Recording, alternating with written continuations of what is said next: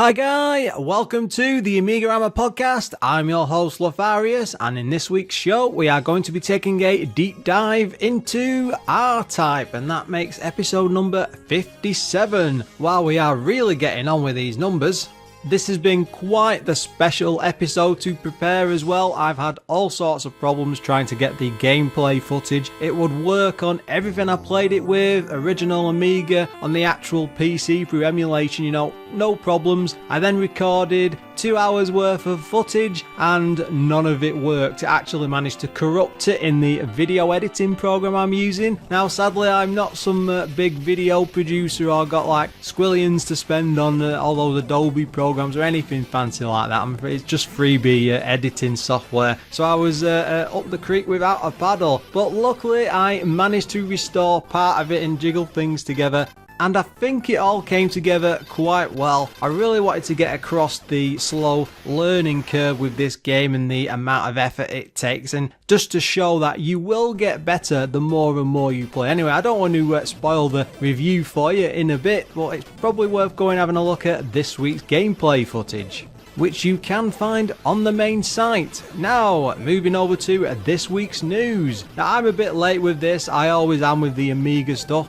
And the game I've been keeping a very close eye on for quite a while now is Barbarian Plus. I had no idea it was this close to launch, and it just came out in the last couple of weeks, and I'm happy to say it's a brilliant game. It's well worth playing. I have been considering on and off for some time doing both of the Barbarian games. I'm not great at fighters in general, and I find them a bit of a struggle, and I really need to sink some proper time in to make it worthwhile covering. And I've always worried with this one because it's meant to be a very difficult one to play. And then I heard that Barbarian Plus fixes and improves upon all the issues on the original game, so I'm quite looking forward to maybe dipping into this one later or going back to the main games and then comparing the two. As usual, I will post a link into the show notes, and I really do think this is worth playing. It's on 6 floppy disks, and one of them includes an option to actually install it onto an Amiga hard drive, so it'll work on original hardware. It will only work on an Amiga 1200 because it has to be expanded, and it will also work with emulators as well. So there's plenty of options out there. Go and click the link and go and have a look.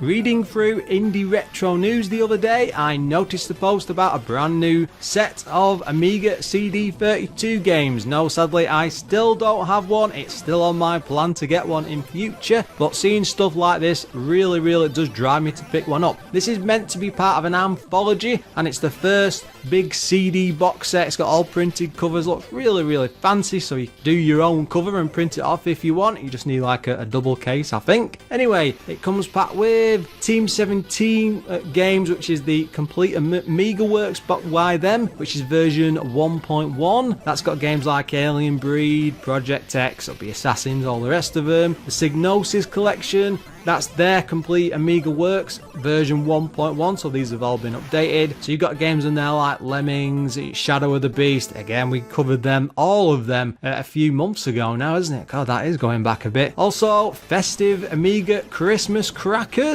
I don't know what that is. And also 50 CD32 game multi-disc packed, which apparently has over 50 official CD32 games. Now you just stick these straight in the console, it loads a menu, you pick and then take it from there. I don't think you can use these with emulation directly. It's all got to be on original hardware. So if you've got a CD32, that is well worth picking up. And I will stick a note into the show notes.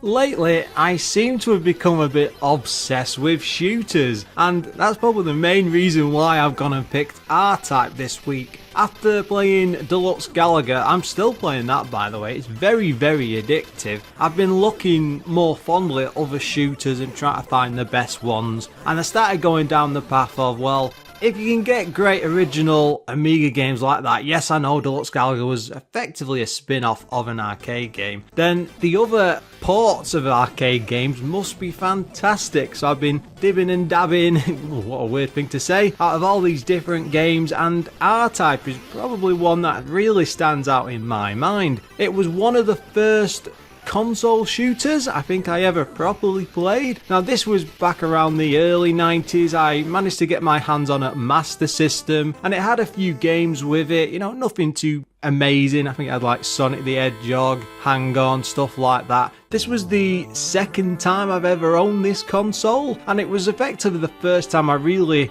dipped into retro gaming, I think, because by the time I picked this up, everyone had moved on to the 16-bit and there wasn't really a term of retro gaming I think at the time, but I was always sort of addicted going back to all the stuff I'd missed that I'd not been able to afford when it first came out. And I remember sitting there, because I only had a few games for this Master System, and the version of R-Type I had on that console was mind-blowing for the time. The graphics were bright and colourful. I felt it was a really good port. I'm not too sure what reviews and what people thought of it back then. For me it was good enough, and it sort of started this long dipping in and out of all these shooters as the years gone on.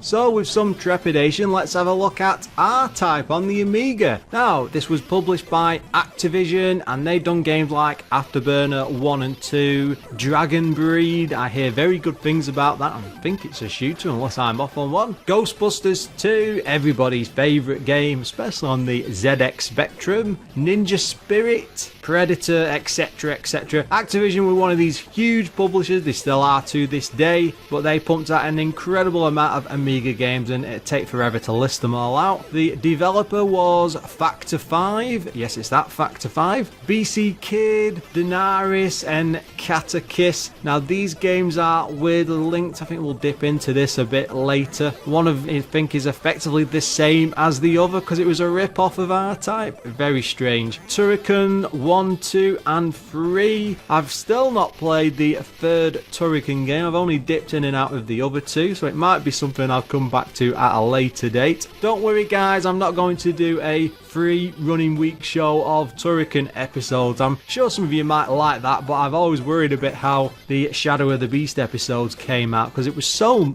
long. I never really thought of that at the time because, you know, it was a different-ish game every single week. Anyway, I'm warbling on. This came out in 1989. It was on one floppy disk and was single player, priced at £24.99. Now, the coders behind this were Akim Moller. Again, I never pronounced these names correctly, so apologies. Denaris, Katakis. Yes, it is Katakis. Master Blazer, the first Turrican game. Also, Holger Schmidt. He did games like BC Kid, Denaris, Katakis, you should read them as one really, Turricans 1 and 2, and X-Out, which I think is quite a famous shooter. The graphics were done by Lutz Osterhorn, Stefan Suparadis, and Willy backer, and between them they did games like the Daenerys and Catechus again, the Turricans, etc, etc. There was a fair few names there, but they didn't really extend beyond these few games, so I'm not doing a list of those. Now, the music was done by Chris Hulsbeck, who is quite famous in the Amiga scene. He's done tunes on Apigia, GMX, Metal Law, Turricans 1, 2 and 3, X and Z out, etc, etc. He's a bit like Richard Joseph. He really was involved in a huge a list of Amiga games, and again, we just haven't got the time to read them all out. Also involved in the music was Darius Zende. He did Alien Legion, Crash and Burn, Daenerys, Catechus, Oxide, or Oxid, that's spelled O-X-Y-D, and Tubular Worlds. I'm not sure what that is. Is that like the tubing game where you're going down the river on the back of... That's an Atari arcade, isn't it? I have no idea. Again, that's something I definitely should have looked up. Being quite an early arcade shooter, especially for the time to do with arcade games and how intense these games were becoming. The earliest type to this sort of level would have been Space Invaders. In fact, was that the first ever shooter? I'm not 100% sure. I think it was, wasn't it? It was the first crazy shooting game of that type. And I know it had all the shields, but anyway, it doesn't matter. R-Type was something very, very different. It's famed for being extremely tough to get through, and that's because it was based around an idea of player achievement. You know, you have to see how far they could actually get on a single credit, so they would throw as much junk and enemies at you as possible and brushing past all these difficult obstacles around the edges and stuff. It was meant to be tough, it was meant to keep you coming back, and rather than focus on, say, high scores, like the push of the game is just to survive and try and clear the stages. That's how manic it is and how much stuff is going on. There were lots of shooters, of course, like this at the time, but this was completely different. It was a totally new level of difficulty compared to everything else, and it's also the reason why it managed to draw so many crowds of people. It did extremely well, stayed in the arcades for a very long time. It was a quarter gobbler, if that's the right term for it. In the early design stages, the actual ship could fire in 4 directions. It was able to turn around on the spot. Again, that was something a lot of the other shooters were doing as well, so you could go right across the screen, turn around and come back and clear out the screen. But they decided to do something different, and they developed the Force, and that does sound very Star Warsy. And this is effectively an orb-like robot that you can sling out in front of you or behind. It fires in time with your ship as well, but you can move around and it follows you about. And of course, it's invulnerable, so it's effectively like a moving and roaming shield, but you can stick it to the front and the back of your ship. And it makes the feel of the game very different to any of its contemporaries, because you could effectively mount this thing on the front of the ship and then just scroll right through all the enemies, firing and blasting away, let it fire in front, go behind you, and then fire it back and do the same thing. And it was very unique and special. Looking at interviews, weirdly, the Force was inspired by a dung beetle, having that, you know, that bug pushing the people along in front and being able to skip back and forth. What a very weird thing to look at and think, yeah, that's going to be amazing in a game. And again, there was nothing else like this at the time. No other shooter had this sort of a thing that you could control, or it's just such an odd thing to think of, you know. It's effectively you're pushing poop through space and it's firing. No, it doesn't look like poop. It's not all brown or mechanical. It is a robot orb. At least they got the design right.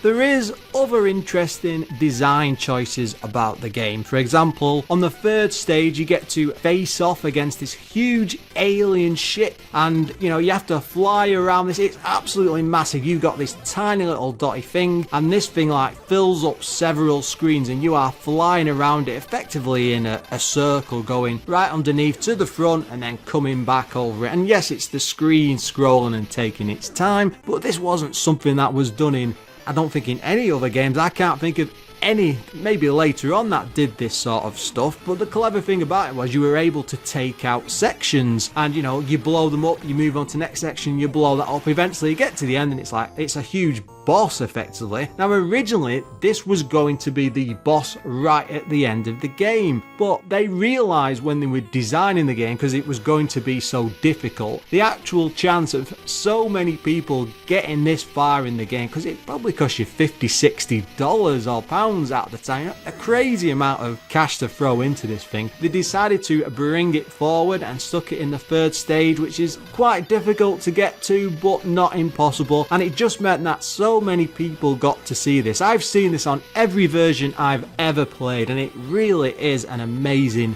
well, boss or level, I don't know what you call it, in its entirety. Now, when it came to the Amiga port of this, Activision couldn't actually find any programmers to do the work. They didn't have anyone internally who was capable, I don't think, of doing this, or they had too much going on. So they decided to approach Factor 5, who had worked on the Daenerys Catechist games. You know, they were effectively a third party, because they were able to turn this game around in just a few months, because they had all the engine effectively, or the way to do another game like this which wouldn't cause them too many problems.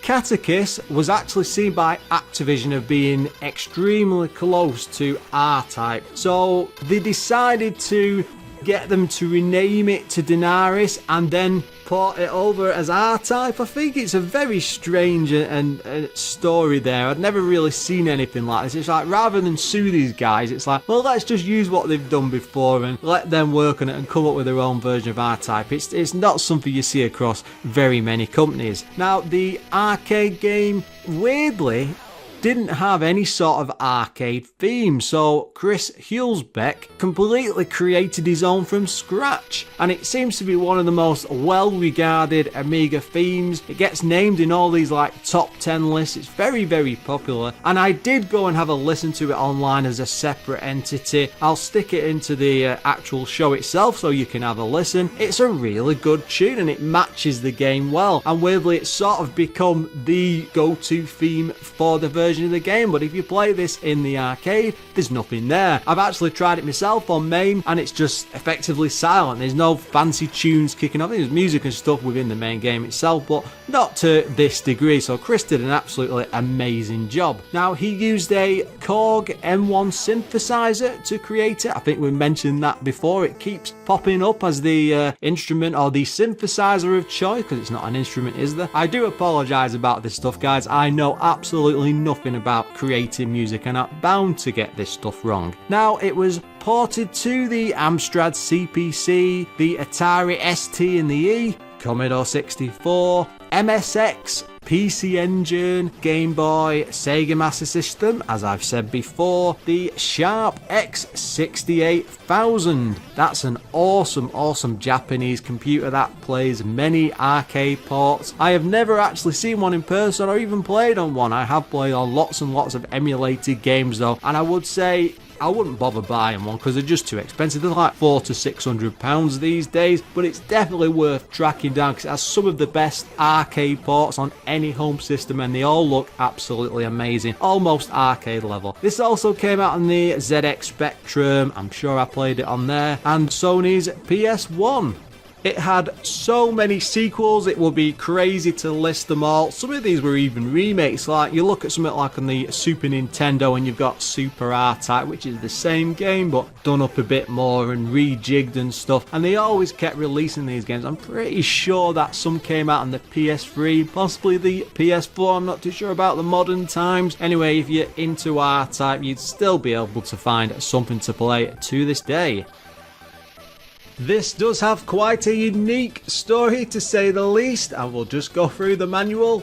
A desperate battle is being fought out in the limitless and unknown dimensions of space, which have been contaminated and corrupted by an evil power. The evil power is the Bydo Empire, which is determined to subjugate the world. It is inhabited by weird creatures whose very sight inspires fear. But mankind is fighting back and sends you into battle in an incredibly sophisticated plane, the R9 Fighter. Behind the control panel of this fantastic fighting machine, you are mankind's only defense against the enemy. Yeah, that's pretty much it, and there's no cutscenes in the game or anything. This is a shooter though, so you don't really need anything more complicated than that.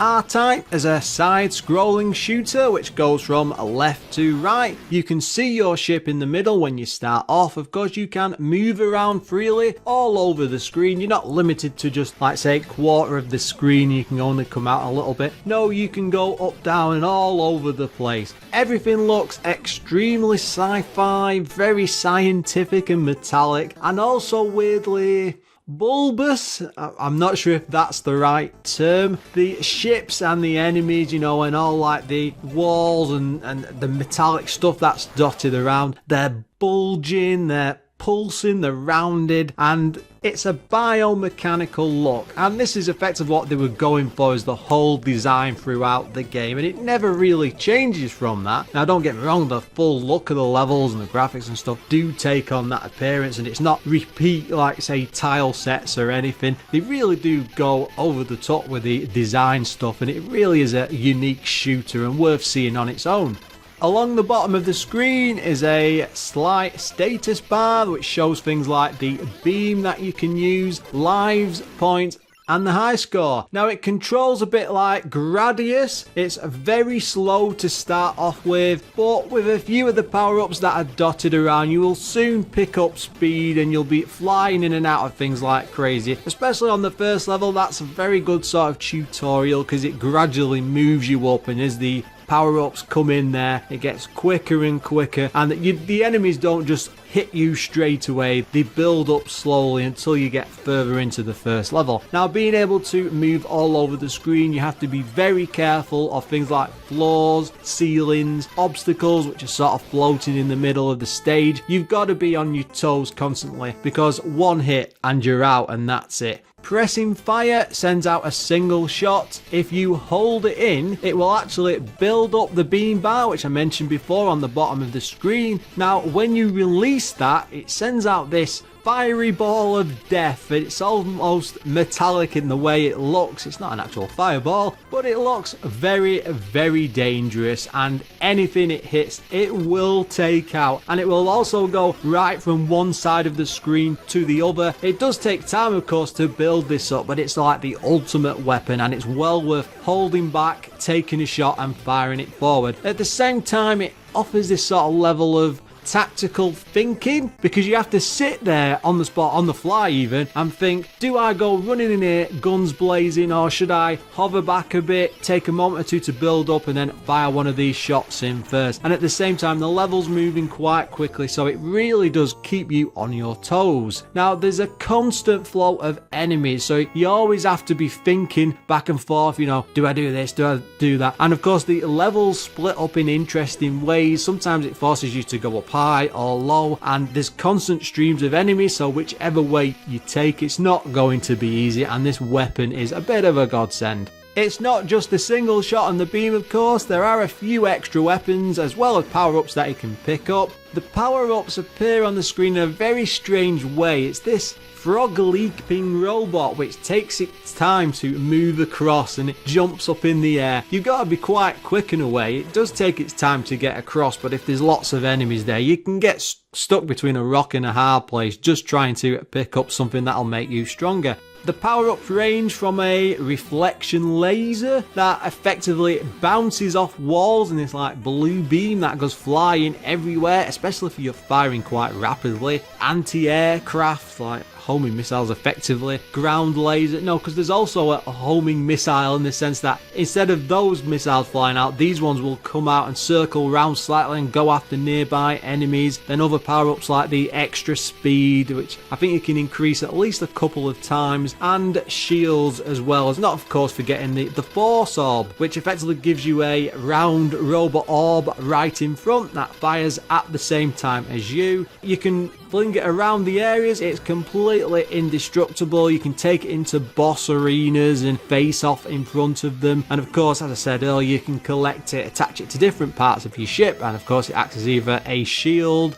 or a mass orb of death. I don't know how else you would call it. You will also need all of these weapons, as you only get 3 lives and a few continues, and my god, you will need every single one of them because this game really does throw it at you. Now, it doesn't make you restart all the way back to the start. There are checkpoints as you've got lives, except when you continue, I think, and then it sends you right back to the beginning. I can't remember now. When I was playing it, I got a bit too addicted. I was really pushing to go as far as possible, and I didn't even switch on the infinite lives or invulnerability cheats, which are available on the WHD load version. Now, each level, of course, matches the arcade game very, very closely, although strangely there's no extra levels. And I know this is a single disc game, but it's a bit disappointing because, you know, you've got that opportunity to sit there at home and spend tons and tons of time with this, and it would have been nice if they've added a few more levels in there, you know, like an extra add-on section at the end, or maybe some bonus stages or an option. It doesn't seem to be the way games were going at the time, sadly, but I would have loved to see something like that on this.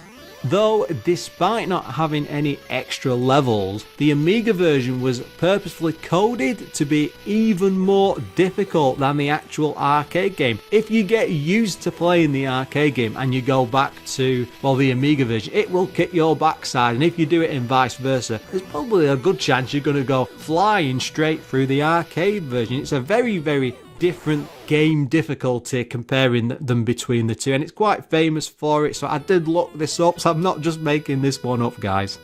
I am happy to report that even the big, huge screen-filling bosses that were in the arcade game were brought across in full. You know, everything's bright, metallic, very colourful. It really does look a treat with no sort... That's the other amazing thing. There's no flickering going on. Even with all this manic stuff going on around you and all these shots going on and tons of enemies, I didn't see any sort of slowdown. I don't know if that was a boost off my emulator, but also reading some of the reviews and videos I saw online, there was no problem with this. It's very well coded and a really, really well done shooter.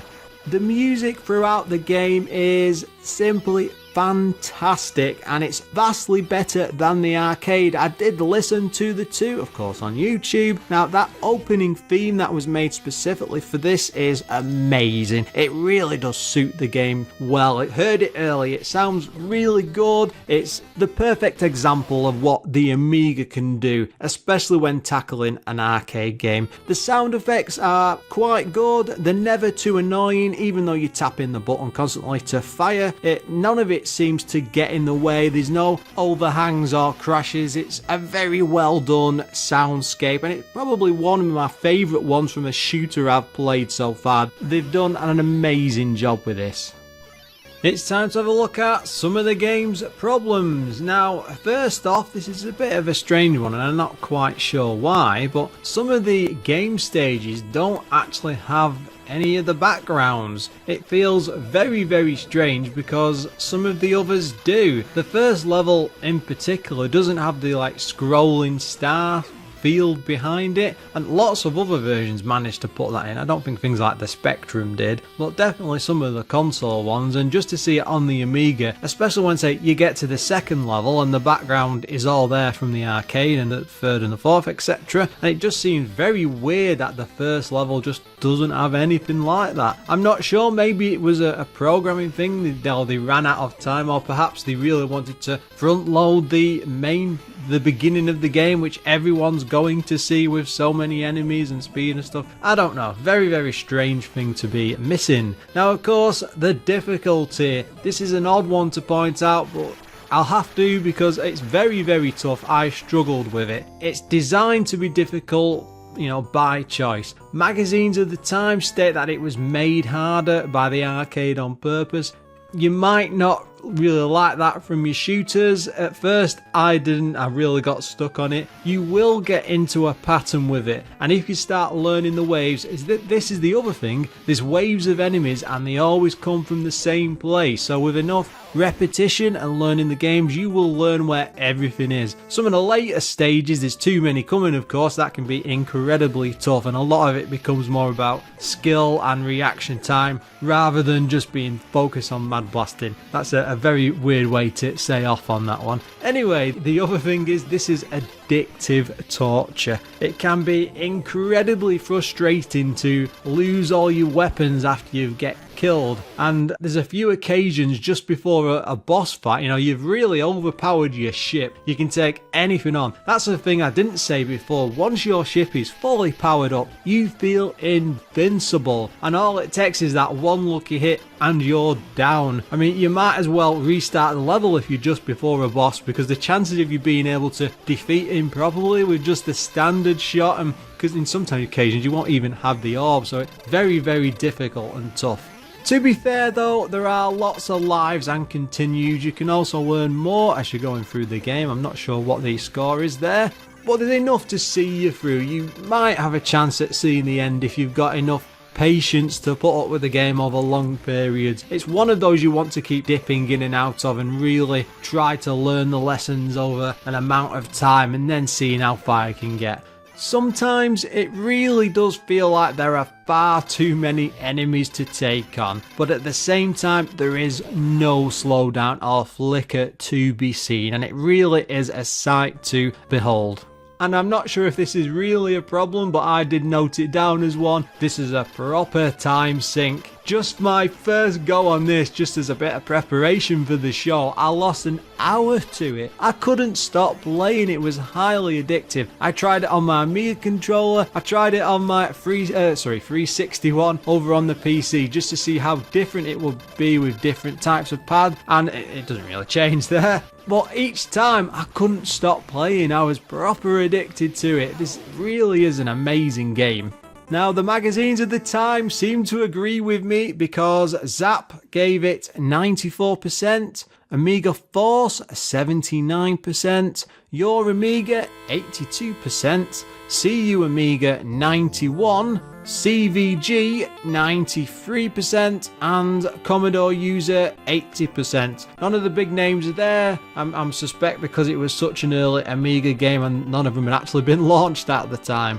I have to say, this game did make me want to throw my controllers out of a window.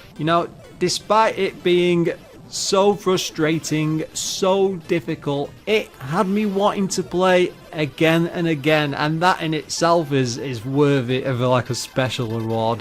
This is as close to perfect as an arcade port should be. The crazy amount of enemies, the difficulty, the toughness, the speed, that skill you need to see you through the sections, everything's there in droves. And I am not any sort of fan of side-on shooters because I'm not very good at them, but this was so addictive I just couldn't stop going back to it. Now, part of me wishes it wasn't so difficult, yet it always puts you close enough to where you died. It's not too difficult to get back into a situation where you can power yourself up again, unless you're right at the boss part at the end. Again, you might as well restart the level. Losing all the weapons, it's incredibly tough. Yet it's a sort of tough love that makes you want to learn and push through and actually win. And that's something a lot of shooters just don't offer. And I have to mention it again, but that feeling of invincibility you have when your ship is fully powered up, it's unlike anything else. All it takes is just one hit though to bring you crashing down. So it's a constant, intense, overpowering experience of near misses and death-defying runs through each of the levels. It just doesn't let up. This is what other shooters should be aiming for. This is right up there at the top of the list. The more I talk about this game, the more excited I get. I am itching to play it again. It might just be my favourite arcade ported shooter to date. This certainly gets the AMIGArama stamp of approval. By all means, if you like this show, you like the way I keep going on about games, go and play this. This is right up there. It's worthy of your time. And sadly, it's time to draw the show to a close. If you've any comments about what you've heard today, or even any questions in general, you can drop me a line on Lorfarius@AMIGArama.com. Pop along to the Facebook page, which is facebook.com/AMIGArama, or follow the show on Twitter, which is @AMIGAramaPod. We of course have an ever-growing list of Patreon supporters, and if you'd like to join these guys in helping out the show, you can do so at patreon.com/AMIGArama. And as always, I would like to send out a huge thank you to all those guys who have supported us so far. They are Adam Bradley, Figgy CTZ, Graham Vebke, Glenn Milford, Jason Warnes, O'Brien's Retro and Vintage, Retro Ravi, Richard Legg, Sneff and Treble. Of course, if you'd like to really support the show and maybe hear next week's show a whole week early, you can do so at the $4 level. Until next time, guys.